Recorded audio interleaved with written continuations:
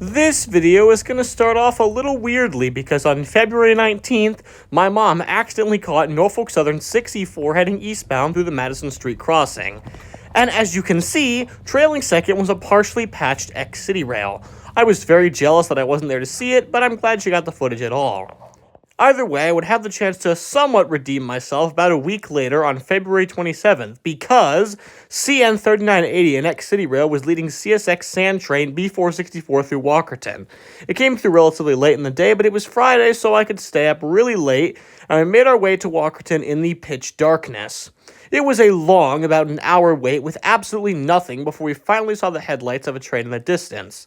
And then they started flashing.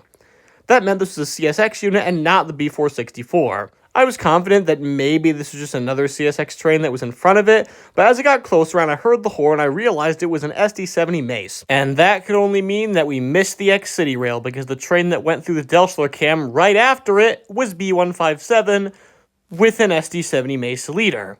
So I was disappointed, but at least I got to see the Mace leader, and it was a flared one, not to mention the absolutely godly horn. Why are the horns on the Maces so good and also very, very loud?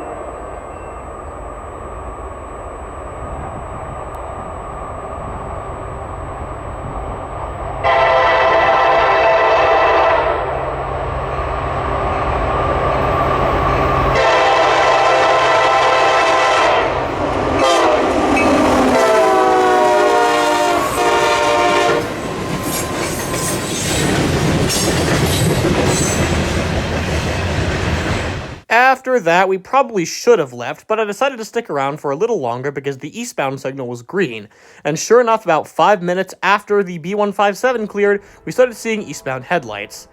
And then westbound headlights. Knowing my luck, we would probably get blocked. So I waited, and when it was eventually clear the eastbound would come first, we jumped to the other side of the tracks just in time for CSX I-104, with a nice horn and a questionable boxcar on the head end.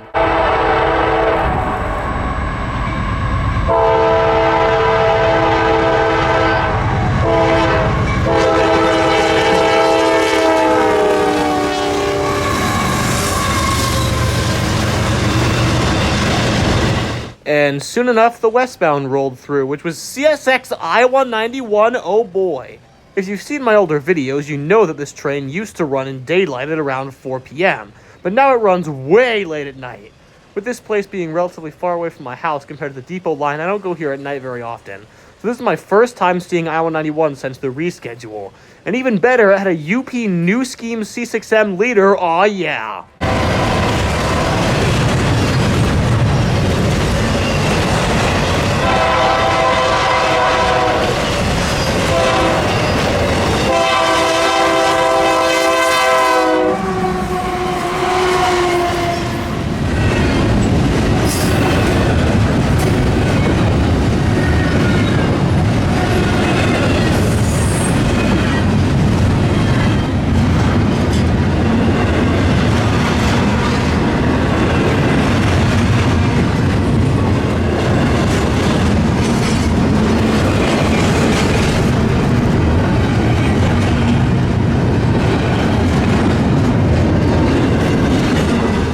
The very next day, on February 28th, I'm back trackside, but this time at the depot. Our target for this day was Norfolk Southern 277 with NS 1065 as the mid-DPU. As we were arriving, Once we got there, we immediately noticed a large amount of maintenance of way gondolas parked in the yard. These had been here last time, but now that I was on this side and it wasn't as backlit, I took the opportunity to get good photos of all of them, including this one, which has NSF reporting marks for some stupid reason. In addition to all the gondolas that were parked there, as per the previous trip, there was also two new things, those being pieces of maintenance of way equipment, a ballast spreader and a tie adjuster, which seemed to come to the depot fairly often. Either way, it only took about 5 minutes of waiting before our first train showed up, NS33G with Bean Sniff Gevos. Yay!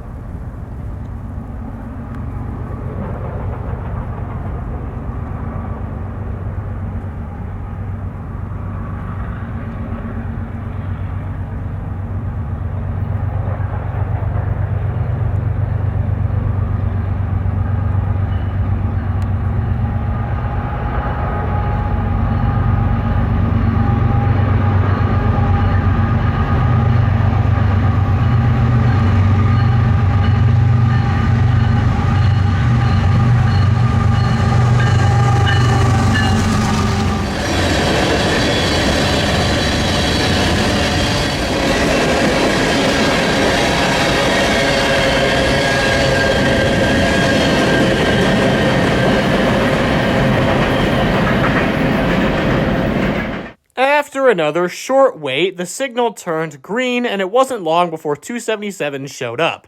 As I mentioned before, 1065 was one of the two mid-DPUs, and because of that, I could do whatever I wanted for the shot of the leader, since it was a boring piece of trash. And so I decided to film it through this tree. I've done this before, but the last shot was significantly worse.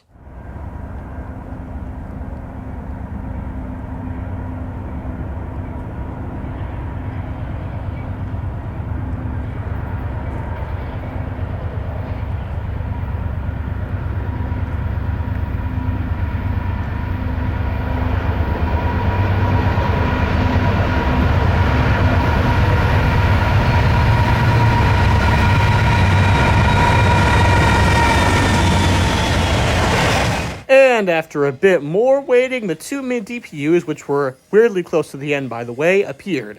The first one being NS1065, of course, a Savannah Atlanta Heritage unit, and the second one being a 9800 Series -9. Nice. Sadly, it was 9850, one I've seen before, but this is definitely the best shot I've got of it. With the SNA now caught, I only have 2 of the original 20 NS Heritage units left to catch before I got all of them. 2. That's crazy. It should happen soon now that Wabash has been released from Purgatory, aka Altoona.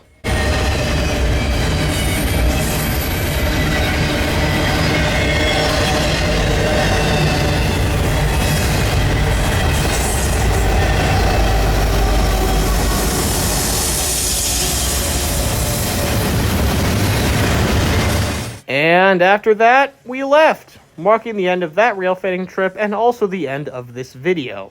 Make sure to catch those units while you can, especially the ones with really awesome... Except this video isn't over, because on March 4th, my mom caught another filmable thing. This time it was on Canadian National, and it was an SD75 IACC leader. Man, I'm jealous I wasn't there.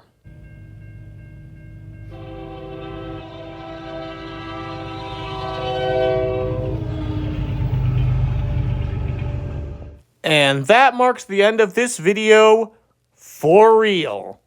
Catch those units... Okay, what is it this time? Well, what it is when me, my grandma, and grandpa were driving into LaPorte on March 7th, my brother's birthday party, and we saw a KCS Gevo sitting in the RIP Track. How did it get here? I don't know. Well, actually, I kind of do. It had some sort of mechanical fault and had to be set off here. Work was done on it by Loram, and now it's back up and running and just waiting for a CPKZ train to come pick it up. Okay, the video's actually over this time. Catch those units while you can, especially the ones with amazing horns, and I will see you in the next video.